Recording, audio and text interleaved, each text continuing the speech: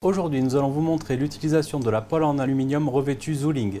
C'est de l'aluminium, donc ça permet vraiment une montée en chaleur rapide.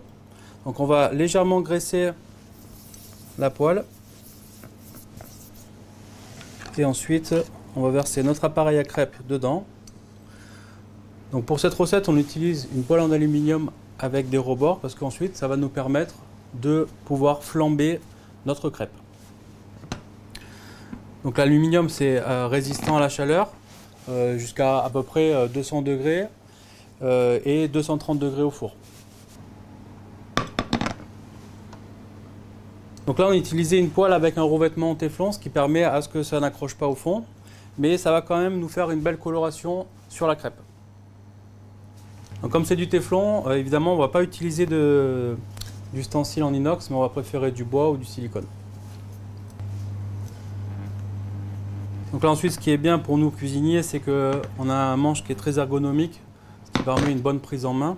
Et on peut également l'utiliser sur tout type de source de chaleur, que ce soit sur l'induction ou sur du gaz ou sur de l'électrique. Pensez bien à le chauffer au fur et à mesure également, pas chauffer trop fort d'un coup pour éviter qu'ensuite ça esquinte le téflon.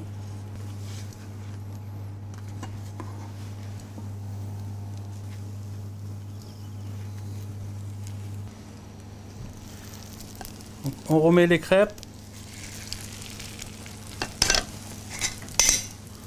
on met quelques segments d'orange,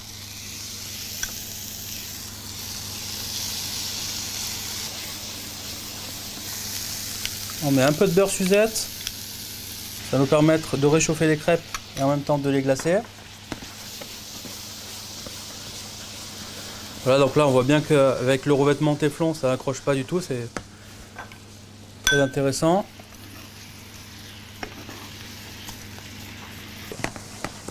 On va augmenter un petit peu le feu et ensuite on va pouvoir flamber au grand marnier. Donc là c'est pareil, comme c'est résistant à la chaleur.